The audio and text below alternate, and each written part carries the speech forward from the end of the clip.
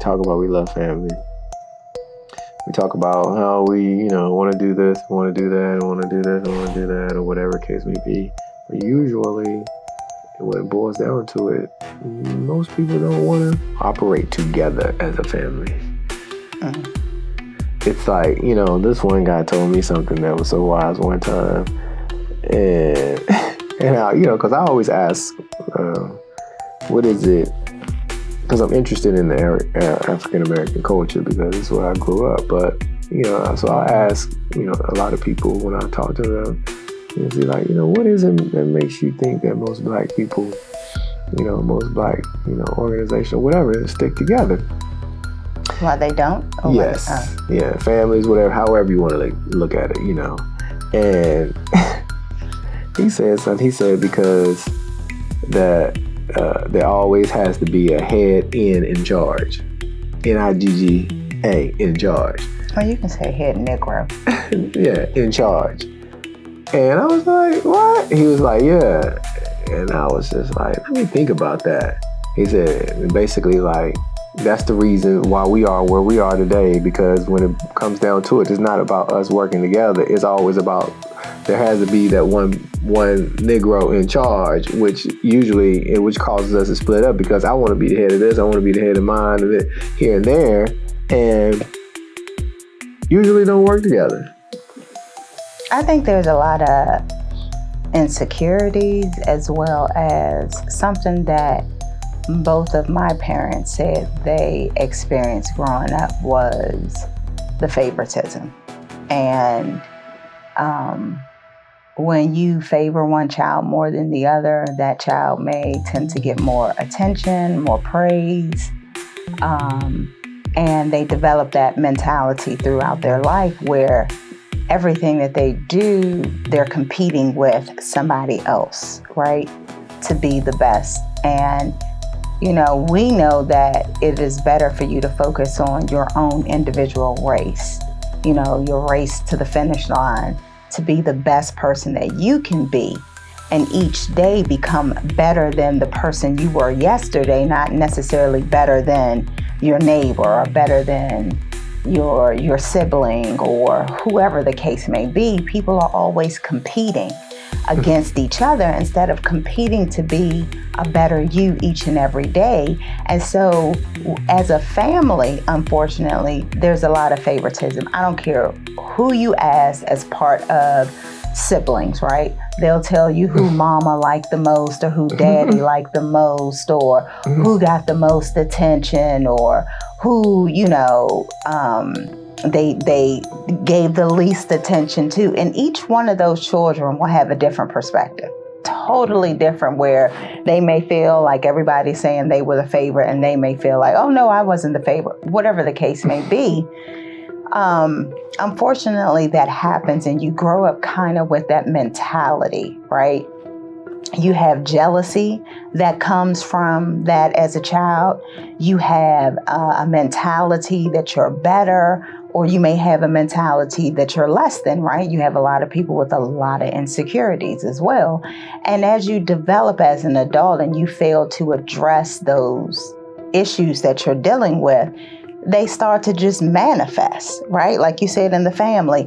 If I felt like I'm kind of like a middle child in my family, if I felt like my older sibling always got attention, or they were spoiled, or the younger one was always baby, and I was left out, as I'm starting to develop a business within the family, you're going to have those same thoughts and mentalities kind of play out, whether you realize it or not. And then it becomes competition, where you want to be better than the next child, or want to have more. And I think that cycle just kind of continues. I think it's stupid, and you're definitely right, because I see it all the time, and I'm like, I always ask myself, for what? Why is it that we sit here and we compete with someone that we say that we love, but don't compete with the people or whoever it is that you literally should be competing with. So you literally shouldn't be competing with someone in your family, because if the better that you are, the better the other family member is, the more they reach their purpose, their goal, and everything in life, the better you guys are going to, build an organization of business together. And in that, then you will be able to attack and compete with who and whatever you really need to compete with. So my thing is within my family, I'm like, okay, I feel like I'm at my higher self. I, always feel like I'm reaching for the next goal, whatever, always, growing as myself. Mm-hmm. If, somebody else within the family does the same thing, that same consciousness, and then somebody else within that, and you circle that, and you can grow. You can grow so much faster than you actually can if you're competing with somebody in your family. And usually most people competing within their family, like you said, it comes from, a lot of stuff comes from, how the parents treated, whatever, but it's the ego. Yeah. It's the ego. Well, I think it's good to start with family first with anything that you do. Oh, man. I'm not saying that you will, things will work out, but it's good to first start within. And what I've learned from me is that family has nothing to do with us being biologically born by the same mother and father. Absolutely. I have people that, and this is not something I'm happy to say, that I'm closer with than some of that's outside of the family, that I'm closer with than some of the people within my family. Mm-hmm. I've just learned to love my family for where they are, and I hope that they love me where I am. Mm-hmm. And I've just, I do what I can for my family, but I also don't allow certain aspects of the dimensions of the family to suck me in and have me at a place where I'm just not growing anymore because nobody else is choosing to grow. Mm-hmm. I also see where one family member may do better than the rest of the family members, and that person immediately gets called labels. Oh, you think you're better. Whatever the case may be. And I say to those people, like, don't let that bother you. Continue to be the best person that you can be, whether somebody within your family is saying something negative or outside. Run your best race. You should be each day, like I said, striving to be a better you. Mm-hmm. Period. And unfortunately, sometimes family dynamics can hinder and hurt you. Mm-hmm. And sometimes just wanting your family to be so much better, mm-hmm. you put all your time and resources and energy in it, mm-hmm. only to realize nothing changes. And I think that's extremely disappointing. I think we all have to realize at some point you have to cut it loose and say, like, if the work and effort and all this stuff is just falling on deaf ears and things of that nature. You have to get moved. There's also the element we were talking about of entitlement, right? We were watching, and I forget the guy's name. He's a billionaire, and he was saying he has 4 kids, and he said, I let all my kids know I'm not leaving any of my wealth behind for my kids. And he said 2 of my kids are okay with it and 2 aren't okay with it. And on the outside looking in, it's kind of like, well, you have billions of dollars. What's the harm in leaving something for your kids? And he said the best thing that happened for him was poverty. And I come from poverty. I guess you could say you come from poverty as well. And for me, it was the best experience. I didn't think it when I was going through it, but as I became an adult, I understood what it felt like not to have anything, which made me push harder to make sure that I got out of that situation and I never went back to it. I had a greater appreciation for every small milestone that I achieved, right? And it was kind of my catalyst to push me further and further. And I ended up having street smarts from living in a very rough, bad, poor neighborhood. I had common sense, and then I had to learn book smart. So I felt like I was a very well-rounded individual because of my previous experiences, and I didn't have everything given to me on a platter.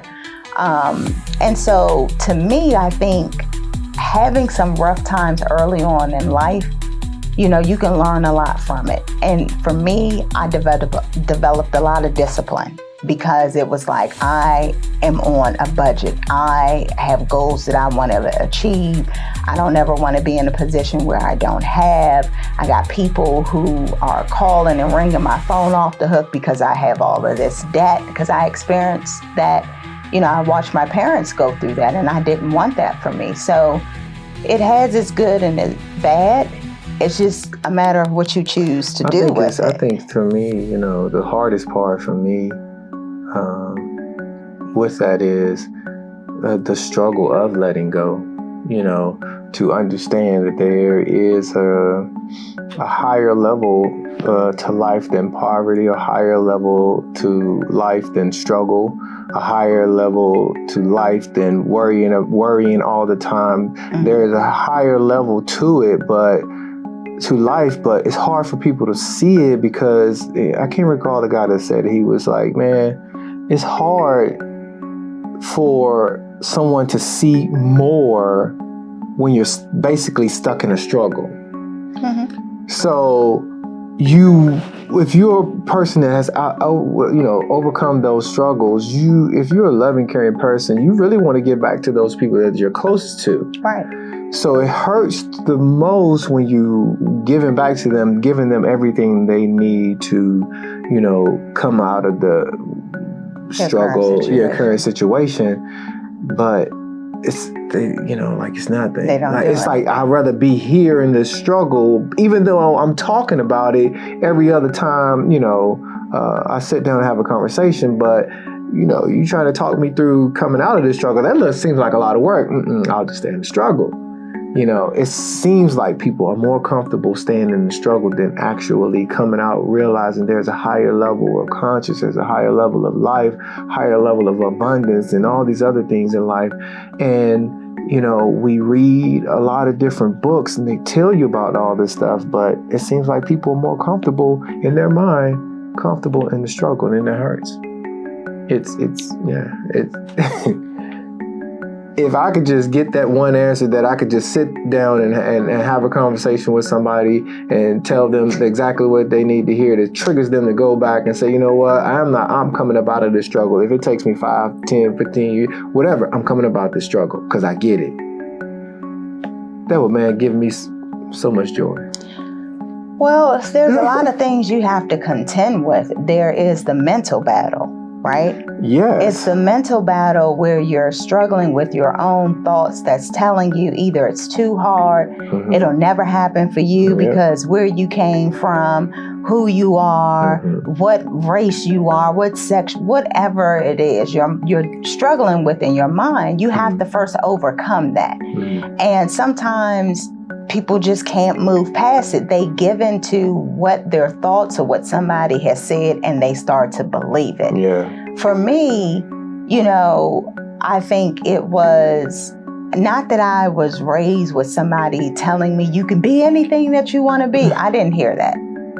What I heard was, you need to finish school and get out of my house, in a sense, you know, and you on your own, I've done my job. I didn't even think about that. But I didn't have someone asking me like, what do you want to be when you grow up? Are you going to go to college? And, you know, what does your future look like? It was more so, you know, once you get out of high school, you on your own. So you need to figure it out. And I think for me in figuring it out, I just didn't want to be in the same situation I was in, being with my family, being raised in that kind of environment. And I knew that I couldn't rely, in my mind, this is what I told myself, I couldn't rely on anybody else. Mm-hmm. So in order for me to survive, I have to take action. I have to do whatever it takes for me to, you know, live, to thrive, to succeed, and not be afraid of trying. I think that was a big issue with me too. I just didn't want to try anything because I just didn't want to fail. But then I had to realize, if you never try something, you'll never know whether or not you're good at it, whether or not it'll work for you. And you have a lot of people who will beat themselves up to the point where they will just never try and they just give up. Just never give up. And it starts with your mind. It has nothing to do with your physical ability. It's just overcoming those thoughts and your mind and understanding that with every single mistake, you can learn something from it. People are so afraid of making mistakes. But the only way for you to learn is to make mistakes. And you see parents nowadays where they're babying their kids. I don't want you to make the mistakes that I made in my life. But if you never allow your kids to make any mistakes, they can never learn, they can never grow. If you're always giving them everything that they need, the day that you leave this earth, you have not equipped your kids to survive. You've equipped your kids to depend on you, and now you're no longer here. What are they going to do but fail? Hopefully that doesn't happen. Hopefully something will spark and they'll say like, wow, mommy and daddy did everything for me. Now that they're not here, I have to do something. The statistics show that, hey, it doesn't work. No. Yeah, by far. No. Something else the guy talked about, something that we talked about a long time ago, and it's one of your key things, is discipline. You keep going back to this discipline. Because it's so key. He was saying one of the biggest difference between a poor person and a rich person or a successful person is discipline. You have a lot of people who just are afraid to do something because they feel it's going to hurt their flesh. Like, I don't want to have to do that. I don't feel I need to do this. We base a lot of things off of our emotions too, which just because you're having this emotion doesn't mean it's the right thing for you to do. You know, sometimes life is about sacrifice. And I think that's in people's mind a bad word. Like, I don't want to have to sacrifice anything. But I'd rather sacrifice at a very young age for a short period of time than my whole entire life be sacrificing happiness, sacrificing wealth, sacrificing freedom. You know, it's like, I'll suffer for this short period of time if it means it's ensuring my longevity of wealth. You know, but everybody's like, I want to be able to live right now in this moment and do whatever I want to. That's fine, but understand there's consequences with it. That if you're doing all of this when you should be spending your time trying to really build yourself, then once you get in your 30s and 40s where it's time for you to kind of be settling down and perhaps raising a family, and now you're struggling. You got kids, you're married, and you're trying to figure out, why am I struggling? But early on, you didn't do what was necessary to prepare for your future because you just wanted to live in the moment. You know, so that was your sacrifice. I sacrificed, you know, preparing for my future to have fun in that now moment. You know, I just feel like, you know, a lot of things with families is, I see that. I read this book, you know, it's called Family Wealth. And what the thing about the book, it was a lot in the book, but the one thing I found that was so intriguing about the book was how the writer was talking about how their families sit around the table and discuss things. Yeah. Finances, whoever is the eldest, understand that I am the oldest. If we go in line of how things are supposed to go, I'm leaving this earth first. So understand, you have to understand what I went through, what my struggles were, to understand where I am today, so you can understand what to do when I am gone, and understand this is what I want for us and our family. See, the thing that a lot of African Americans, and I could be totally wrong, is that you got one here that says, you know what, I'm gonna try to build one over here and I want to be better than you and have more than you. And then you got another one over here like, oh, I'm competing with you and here, and none of them are working together as one family. Not realizing if you work together, the more everybody will have.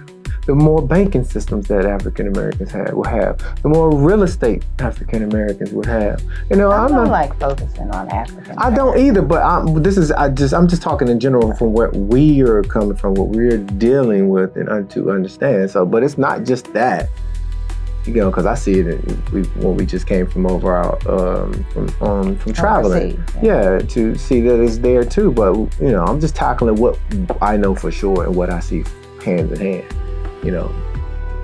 today. So. That's what you've experienced in your family. Yes. Yeah. So that's why I was highlighting on that. But it can, for anybody, if you're not doing it, then I think it's important to definitely, like you said, at a young age, talk to your kids, make them aware of simple key things that I feel that I wish was taught to me. Maybe we can list a couple of things that we wish was told to us when we were younger. Like, prime example, never heard the conversation come up regarding life insurance. And that's interesting too. That's still today, you hear a lot of people like, what? I need life insurance now? I don't have life insurance, so this person is in their 40s, 50s, 60s and pass away and they don't have life insurance. I wish somebody had told me the difference, not just in life insurance, but term and whole life insurance, right? You may even hear about life insurance, but don't know the difference and the benefits of having whole insurance versus, term life insurance. Another thing that I wish was talked about more, I learned this once I started taking college courses, was just the financial aspect, right? There is a difference between good debt and bad debt, right? For me, I learned that the debt collectors are calling. And that was always my parents avoiding phone calls. I'm not here.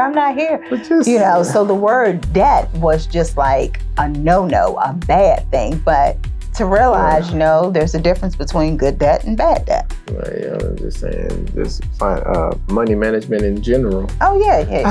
I was just saying that whole money management in general, man. We talk money management now, on, many different levels, because how important your credit score is. Yeah, we went through and we read about it, but those things, like money management is very, very, very, very, very, very important. Yeah, credit score. For me, I didn't hear any of that. I heard about credit. I know about credit. But when you were younger? Yeah, I knew it, but like younger. I'm talking about when you still in your parents' household. I don't think they ever really talked about it. But right, I'm saying stuff that I wish I would have learned in high school before I stepped into the real world. Oh yeah, that's what to be actually taught. Yeah, so I wish somebody would have told me what a credit score is, how you build it. I think I caught it in conversation. As a child, that you should have known before you became an adult. That, you wish you would have had those conversations. Like you said, you sit down at the table with your parents, with your family, and talk about stuff like this, but instead everything they were so, and this isn't, to say like, oh my goodness, our parents were bad or anything, because I understand they were dealing with their own challenges, and to find out a lot of stuff wasn't even told to them, that they started their life having kids, and themselves didn't even know about it. Like, what's a 401k, a TSP, stuff like that. They were like, well, we found out later on in our life too what that was. So there was nothing we could pass on to you. What I see is, like, especially, like people sit around the table, they laugh and joke and talk about people, but you never really hear people sit around a table and talk about stuff like this. Hey, credit score. Let's talk about credit score. Anybody interested? Conversations get real boring real quick. Let's talk about finance. Let's talk about cash flow, revenue. You talk about how to make some money really quick. Everybody's ears tune in, but it's got to be quick. Yeah. It ain't nothing we're not talking about something that, like you're saying, over the long term, how we can do it and even build success and wealth. Family businesses on, like, I know a lot of my grandparents and people 2 generations prior that had small businesses that should have been passed along in the family ended up drying up. It didn't get passed on to the sons or the daughters. It didn't get passed on to the grandkids. And I wish those kind of conversations were had. Like, hey, this is how we can start a small family business and they can carry on to the next generation. So it's hard. But there's so much when it comes to family that like renewal and like a renewal of everybody. And understanding that we gotta work together. mhm. If we work together, then we'll have so much more. But no, but I don't know Like, if you want to stop share, right there. subscribe. Man, you just cut me off. You saw. Just cut That's me all I off. had to say. I was not entertaining Oh. you enough with my conversation. No, you said the time is running out, so I wanted to get in there. What was it again? Like, share, subscribe. Oh, never mind. I probably said it in the wrong order again. Say how you feel. Okay, share is supposed to be like, subscribe. Share with a friend. Was that it? It doesn't even matter. Either Okay, way. I said what I had to say. Love you Yeah. guys. I hope you have a good week. Where you get this dress from? Huh? Where you get this dress from? Out the closet? I've never seen this dress in 10 I've years. never worn I never this. worn it. I always. It's not I a ain't got no dress. clothes. It's a two-piece. I ain't got no clothes. I don't think this would be something you would want to see me in I ain't anyway. got no clothes. Where did you get your I cummerbund was just ready from? to say you look really nice. Thank and you. then you're going to talk about my cummerbund, but it's okay. It's messed up. Honey, you're bringing the old styles back. A Yeah. cummerbund.